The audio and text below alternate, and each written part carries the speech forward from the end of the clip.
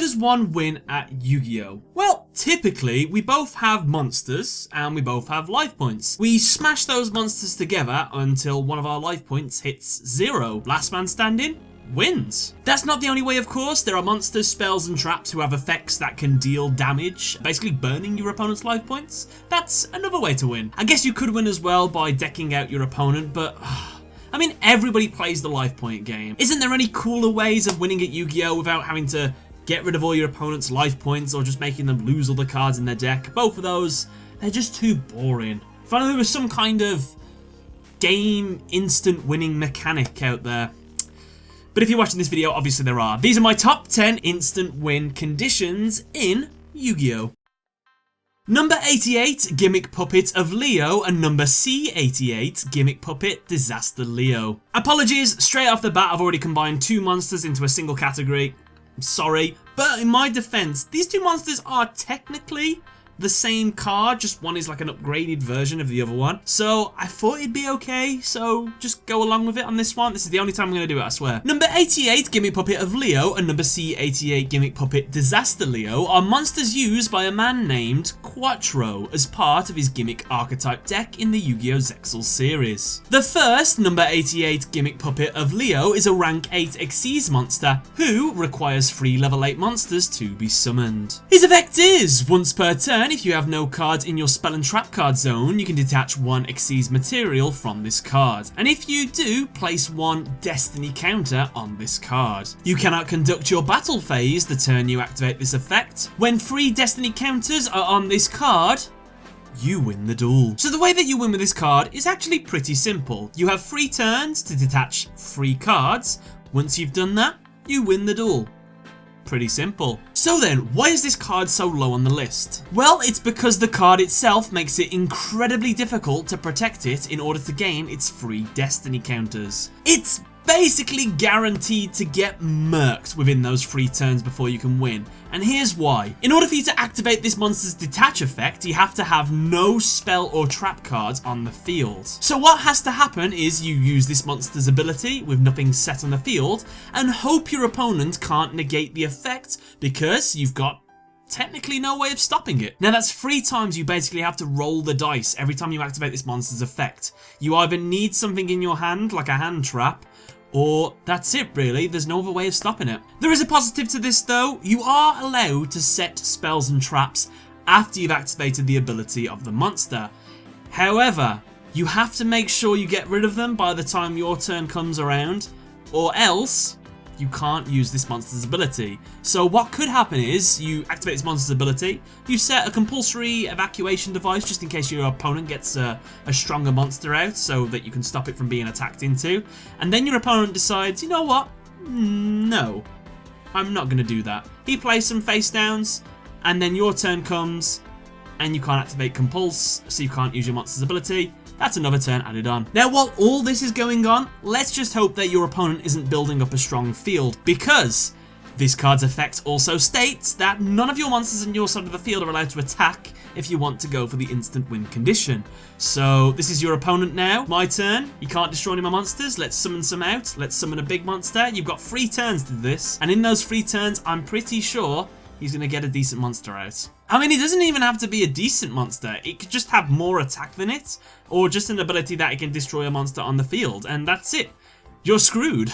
And of course, the most cardinal sin of all for any boss monster in any deck, it has no self-protection. If you want to be sustainable in today's meta, you need to protect yourself with some kind of ability. Well, how about its upgraded form then? Number C88, Gimmick Puppet Disaster Leo. This guy is a rank 9 Xyz monster who requires 4 level 9 monsters. He must be special summoned with a rank up magic spell card targeting number 88, Gimmick Puppet of Leo. Cannot be special summoned by other ways. This card cannot be targeted by card effects. Once per turn, you can detach 1 Xyz material from this card, inflict 1000 damage to your opponent. During your end phase, if your opponent's life points are 2000 or less, and this card has no Xyz materials, you win the duel. Now let's not kid ourselves, Disaster Leo is a step up from its base form Leo. However, every single thing that's good about it, there's also a little but that goes along with it. For example, now he has an effect that protects himself. That's good. That's something that Leo didn't have. However, this protection ability only states that cards can't target it, though that will stop some things. It won't stop everything. Anything that doesn't target, basically, can still be destroyed quite easily. However, it's still better than nothing. But the big upgrade about this monster is the fact that it has no restrictions whatsoever in its card effect. You want to summon some monsters and attack? You do that, my friend. You want to play some speller traps? Go nuts.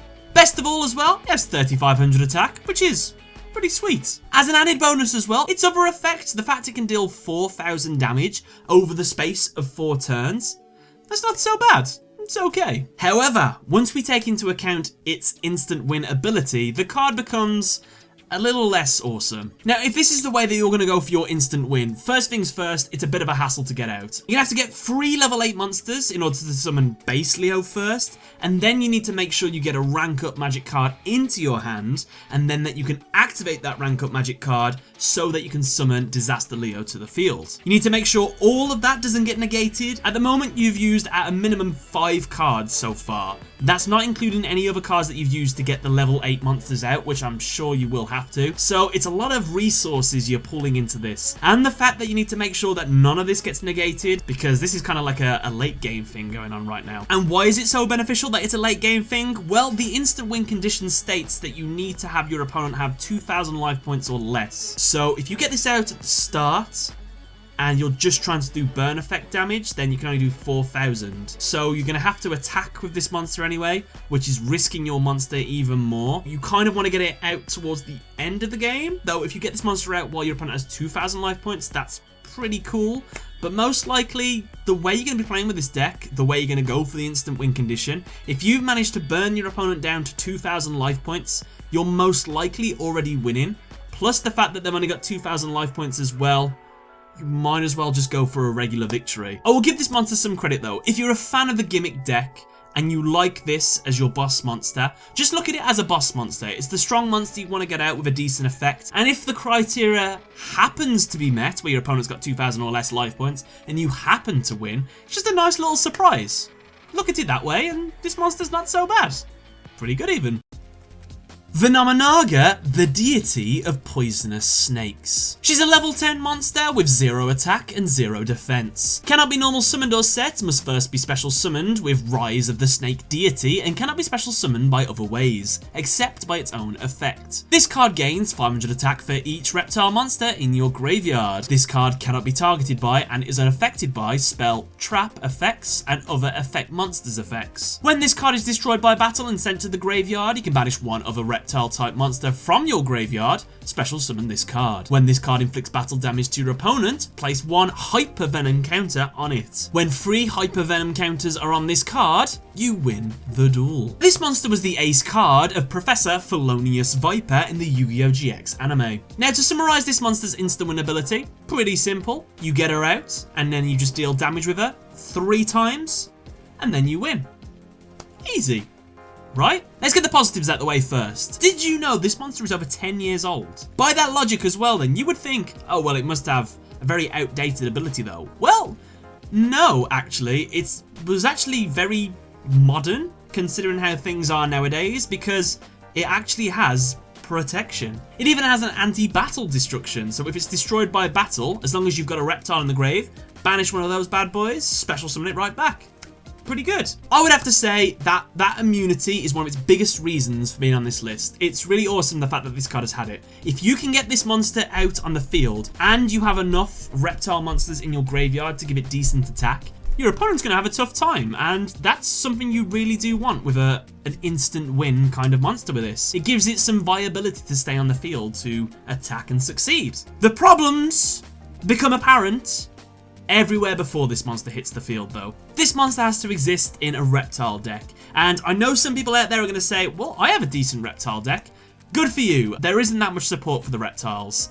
There's not really any amazing cards I can think of that would go in a reptile deck, nor are there any really special reptile monsters. You guys might know more than this, but to me, I can't think of a single one, so the fact that this monster has to be in a reptile deck it's a hindrance already. What's worse is you can only summon this monster with the card Rise of the Snake Deity, which can only be activated if you have Venominaga the King of Poisonous Snakes on the field, which needs to be tribute summoned to get out, and then that monster has to be destroyed by a card effect to trigger the Rise of the Snake Deity.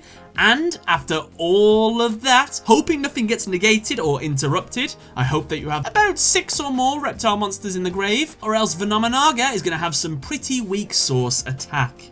And of course, with this monster, you're going to have to deal some damage if you want to win. So to summarise, Venominaga is a good card with a decent effect that could win you the game with its instant win, but it's far too much hassle to get it out to be worth it. Viper had to find that out the hard way. Don't you do the same.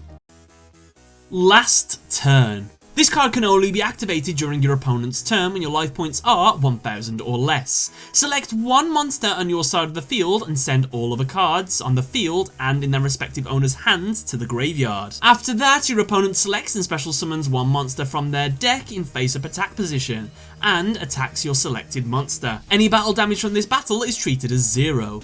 The player whose monster remains alone on the field at the end phase of this turn wins the duel.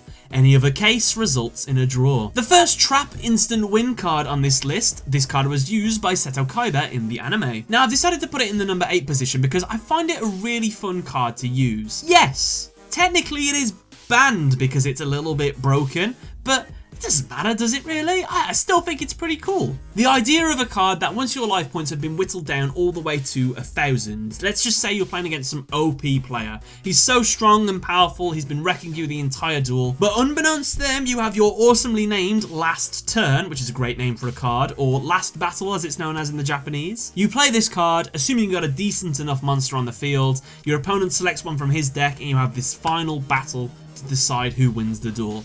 I think it's quite poetic. I like it. It's cool. The biggest positive of this card nowadays is the heavy reliance on extra deck cards. Because so many people rely on them, people don't tend to put strong monsters in their normal deck nowadays. If you just happen to have a decent one, not so bad. I mean, it's not even that hard to get your life points down to 1000 if you really wanted to. Let's just say you summon the Winged Dragon of Ra and you used its ability to dump all your life points into this monster's attack. You've got like 100 life points left. You can play Last Resort and you also have a Winged Dragon of Ra with, I'm assuming, quite a lot of attack points. Or, if you want to be a little bit cheeky, you can summon the monster that I always butcher its name, Fossil Dyna Pachycephalo? Pachycephalo. I can't say its name, I'm sorry. Because if you have that monster on the field, your opponent can't special summon a monster. So that means instant win. Ghostrick Angel of Mischief. She's a rank 4 Xyz monster that requires 2 level 4 monsters in order to be summoned. Her effect is you can also Xyz summon this card by using Ghostrick Xyz monsters you control as the Xyz material, except Ghostrick Angel of Mischief. Xyz materials attached to that monster also become Xyz materials on this card. When the number of Xyz materials on this card becomes 10, you win the duel. Once per turn, you can detach one Xyz material from this card, add one Ghostrick Spell or Trap card from your deck to your hand.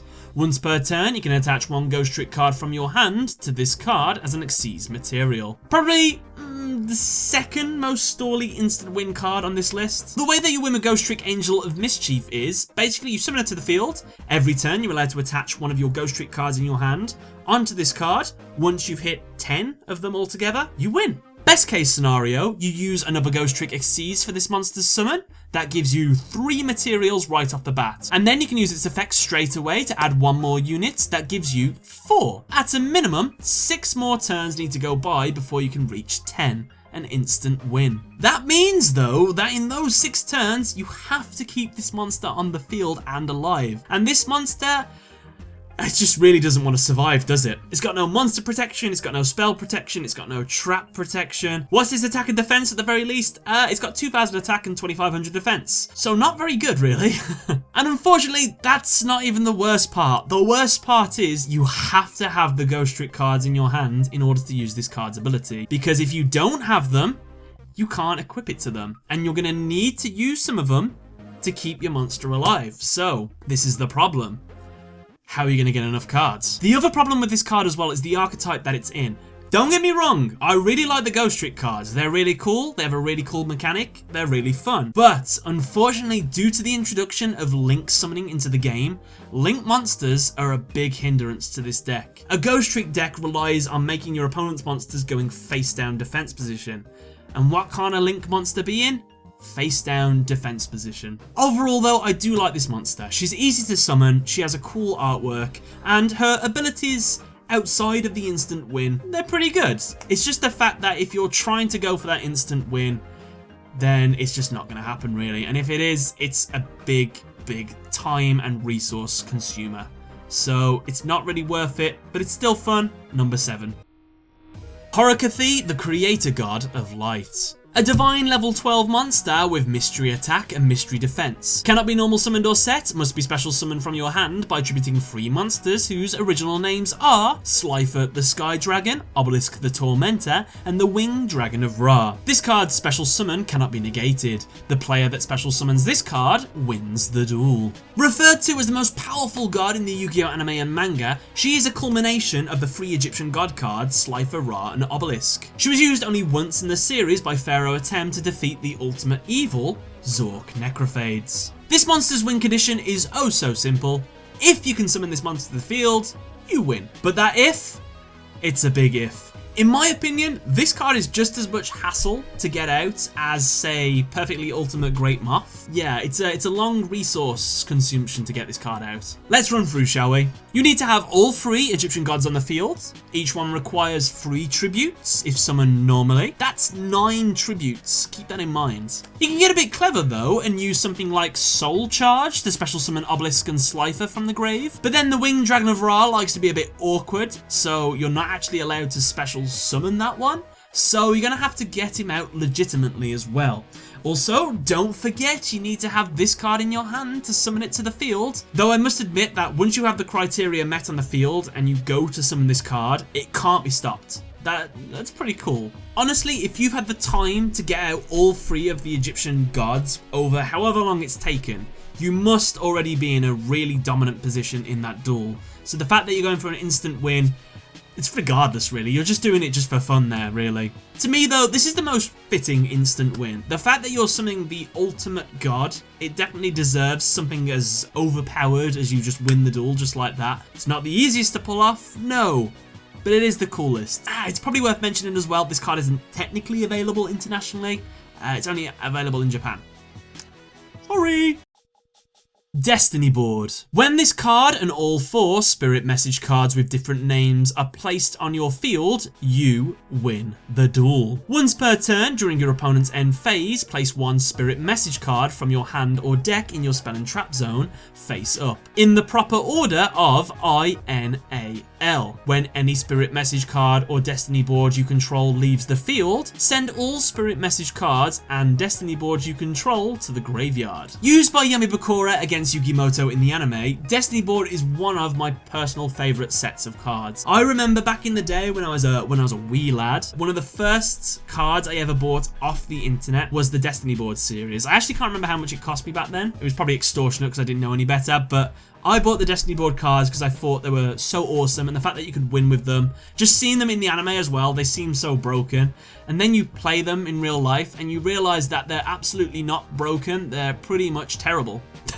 So to talk about how hard it is to win with these cards, we need to talk about how you win first. All you need to do, get that trap card Destiny Board on the field, set it face down, activate it, and then every single one of your opponent's end phases, you can add a Destiny card from your deck, put it on the field, put 5 of them down, you win. What's the problem with this? Well, Destiny Board occupies your spell and trap card zone, so you're going to need all those zones free if you want to play Destiny Board. So you can't play any continuous trap cards because that's going to ruin your day. Destiny Board needs to activate, and it has to be activated in the right order. This is a common misconception about the card. It doesn't have to actually spell final on the board. It doesn't have to be F-I-N-A-L. It could be F-I-N-A-L like that, just as long as they hit the board in the correct word order, that's fine. And alas, Destiny Board has no protection for itself. So a very, very simple Mystical Space Typhoon, Twin Twister, I know it's banned, but Heavy Storm, any of that it's ruined your strategy. And they don't even have to destroy all of them, they only have to destroy one. Once one's left the field, they all get thrown in the graveyard. However, hold on, there are some positives to this card. First things first, the fact that when you win with this card, it spells final, or even better in the Japanese, it spells death. What an amazing way to win the duel. Love it. The fact that you don't have to technically have these cards in your hand to play them on the field, and they can be just summoned from your deck. Big plus, really like that. And the big benefit nowadays, the problem with the clogging of the field, we have a card also used by Yami Bakura, Dark Sanctuary. Allows you to play the Destiny cards onto the monster card zones instead. Basically, freeing up your spell and trap card zones so you can actually protect yourself now. Thank God, that's a really good card. Keep in mind, if you're only playing the 5 cards in your deck, the F, the I, the N, A, and L, if you draw any of the spell cards, it's a dead draw. So yeah, you could have a potentially awful hand whenever you draw them. And even still, with Dark Sanctuary on the field, your cards are still susceptible to spell and trap destruction, so it's a problem. Overall, Destiny board is so high on this list because it is one of my personal favourite cards of all time. Yeah, number 5. Jackpot 7. When this card is activated, shuffle this card from the field into the deck. When this card in your possession is sent to the graveyard by an opponent's card effect, banish this card. If 3 of your Jackpot 7s are currently banished, and were all banished by this effect, you win the duel. Now, of course, to win with Jackpot 7, it has to come in a set of 3, and this is actually the first time I heard about this card whilst I was making this list. And at first glance, when I saw it, I thought it was awful. And in a way, it is awful, because this card relies on your opponent making all the moves. Basically, the ball's in their court if you're trying to go for this victory win condition. So why would they ever go along with it? Wouldn't they just avoid doing it? For example, let's just say I have one of my Jackpot 7s set on the field. My opponent destroys this card, thinking it's just a regular back row card. They realise what it is. I'm not going to destroy back row anymore, because I'm not going to let him win like that. You're screwed. You could take this as a positive spin though, because now that your opponent has seen the Jackpot 7 card, they won't want to destroy any of your other back row, so it'd be a very good deterrent for keeping your back row safe. But that does mean you now have 2 cards floating around in your deck that are worthless. So how can we circumvent this problem? Well, you take the control away from your opponent. To do this, you need a little card called Creature Swap. Give your opponent a monster like Dark Scorpion Burglars, and all you have to do is attack into it with a weaker monster. Burglar's ability will kick in, forcing you to send 1 spell card from your deck to the graveyard. You just send the Jackpot 7, and then attack again, and there you go. Victory. You can also creature swap Needleworm or Absorbing Jar, or even play cards like Dark Deal, Fabled Dionera, Artifact Durandal, and Ceruli Guru of Darkworld. All these cards pretty much get the job done. With the added bonus as well of this card being able to be put back into the deck if you would prefer it in the deck rather than in your hand. It's pretty good. The consistency of it though is another story. The fact that if you're relying on dumping cards from the deck at random, it's random. There's a very strong chance it could be at the very bottom of your deck and you may have to go through your entire deck to get to that. And if your opponent negates any of the monster's abilities on the field, it's a problem, because now you're going to be playing with cards in your deck that are useless because you won't be able to meet the win criteria. Overall though, I like them. I think they're really interesting and they could slip into nearly any deck really. I've honestly been thinking about just throwing them in a random deck to see how they do. Yes, they'd be dead draws, but it'd be interesting. Exodius, the Ultimate Forbidden Lord. He is a level 10 monster whose effect is, he cannot be normal summoned or set, must be special summoned from your hand by shuffling all monsters in your graveyard into the deck, and cannot be special summoned by other ways. When this card declares an attack, send 1 monster from your hand or deck to the graveyard. This card gains 1000 attack for each normal monster in your graveyard. If this face-up card would leave the field, banish it instead. If there were 5 different Forbidden 1 cards in your graveyard that were sent there by this card's effect, you win the duel. Another instant win card, this time used by Adrian Gecko in the Yu-Gi-Oh! GX anime. It has to be good if it costs the life of the one you love most in order to be summoned. Or at least that's what it cost in the anime anyway. Wait, anyway, what's that? Adrian lost with Exodius? Awkward. So Exodius, the Ultimate Forbidden Lord's win condition is all you have to do, summon this monster to the field, attack. Every time you attack, you can throw one of your Exodia pieces in your deck, which, by the way, you have to play Exodia in your deck for this card to win. Throw a piece away. Just do that 5 times. If you've sent all the pieces to Exodia to the grave, you win. As a bonus as well, every time you send one of these monsters to the graveyard, you get an additional 1000 attack to this monster. So then the question becomes, how hard is this monster to summon to the field? Well, it's actually super easy, barely an inconvenience. All you do is shuffle your graveyard into your deck, and that's it. That's meant to be a cost.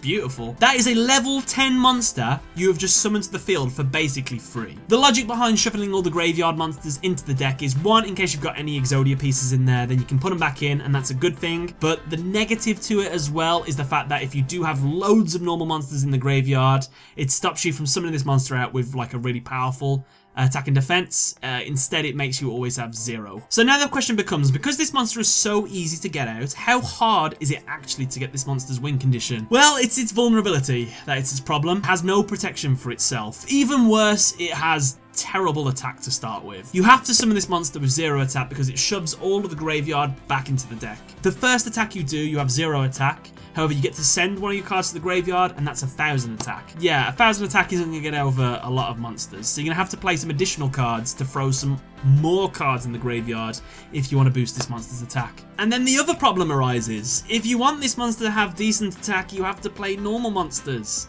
And normal monsters are normal. They don't do anything.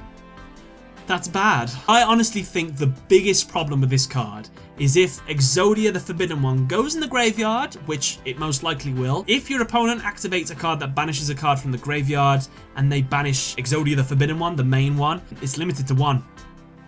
So you're screwed really, aren't you? So if you want to be clever, make sure to send that one to the graveyard last. To be fair though, doing an instant win, never meant to be easy, was it? Regardless, I like this card. It's some weird, distant cousin of Exodia or something, so that makes it pretty awesome. And the fact that it's an easy level 10 monster to be summoned, you can play it in other decks that aren't focused around its ability. You can literally just put this card in any deck if you want to get a rank 10 out. If you play a train deck, bosh, sorted. Final Countdown. It's a spell card that's effect is pay 2,000 life points after 20 turns have passed. Counting the turn you activate this card as the first turn, you win the duel. Finally, it's an excuse to break out that 20-sided die you bought. Remember when I said Angel of Mischief was the second most stally card in this list? Well, this one is the first. If Angel of Mischief technically needed about 6-7 turns, this monster needs 20.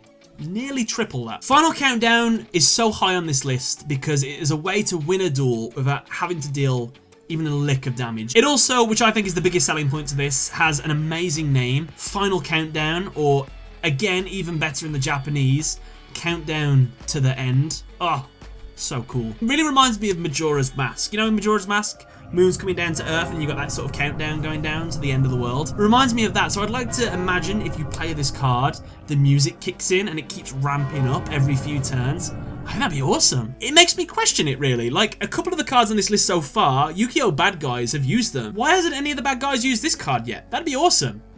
Do it, Konami. Wait, what? What did you say? What's my personal opinion of Final Countdown as a win mechanic? Oh, I hate it. Yeah, this card can be so high on the list if I hate the card personally. I have very bad memories of this card. One of the tournaments I went to, hold on, YCS 2012, the last Yu-Gi-Oh tournament that I went to, I was in a win a giant card tournament and I played against a Final Countdown player. And obviously I hate Final Countdown decks because they have to take 20 turns and they play all the cards that really piss me off and some of the cards I hate the most. But specifically about this person, if you're watching today, I'm sure you don't remember me, but still, this guy was an absolute scumbag, like in real life as well. He was like making up like little rules and stuff. He's like, I activated this card, and if you said that you didn't go into your battle phase or something, then that doesn't actually technically count as a turn and blah, blah, blah. So yeah, he was a bit of a dick. And that kind of made me hate Final Countdown decks. Any deck that plays Level Limit Area B or Messenger of Peace, oh, I hate those cards. Hate them with a burning passion. But I've got to give it to this card that if it's put in the right deck, it's a fantastic win condition. All they have to do is get this card into their hand, activate it, pay the 2,000 life points, and then the countdown is on. Your opponent has to defeat you within 20 turns. That pressure, that stress, they need to do it. I imagine they'll do some silly moves in this time because they really want to get things over with. The negative though is 20 turns is a long time. If you're not getting the cards you need, a lot of things can go wrong in those 20 turns. And most of the time, they probably will. Not the most consistent deck, but it has seen some tournament play, so it is consistent enough to be good. So with the right builds, you should be able to make those 20 turns. Fair play. Final Countdown, number 2. Exodia the Forbidden One, and all his pieces. Cliche, I'm sorry, but do let me explain. In terms of reliability, this card probably has no right in being in the number 1 position. But in terms of the most satisfying way to win a duel, this guy, in my opinion, is the absolute best way. I mean, it was the first instant win we had ever seen in the anime. Used by Yugimoto when there was no chance of winning in the conventional way, it was an amazing and iconic moment in the series. And although that scumbag Weevil Underwood threw them into the sea, its legend will live on forever. Exodia's effect is if you have the right leg, the left leg, the right arm, and the left arm of the Forbidden One, in addition to this card in your hand, you win the duel. The win condition is so simple, you get all the cards into your hand and you win. I just like the idea of you draw that final piece and you're like this and you're like, I win. Yugimoto getting all these cards in the space of like 6 or 7 turns, that doesn't really happen in real life, keep that in mind. I will throw something out there though that Exodia has over all the other cards that we've mentioned in the list today. If you're an Exodia player and you're playing 5 pieces of an Exodia deck in a 40 card deck, every time you start a duel, you have a 1 in 658,008 chance of getting a 0-turn kill because you've drew all the cards in your starting hand and you've won straight away. You've always guaranteed that eventually you'll get a guaranteed win. For this deck to work, you need to throw in as many bamboo swords, magical libraries, allures of darkness, 1 days of pieces, so on and so forth, and just hope you get the cards before you get demolished in the duel. Sometimes you can get the perfect hand. You just start really well, you do all your plays, and sometimes you can win on the first turn just by getting all the plays going. Exodia decks are designed to thin your deck out as quickly as possible. However, the fact that nowadays we've got so many hand traps and negation abilities, if your opponent is given any opportunity, they will most likely stop you nowadays. But in terms of coolness, I do think Exodia the Forbidden One is one of the ultimate ways to win an instant win in Yu-Gi-Oh!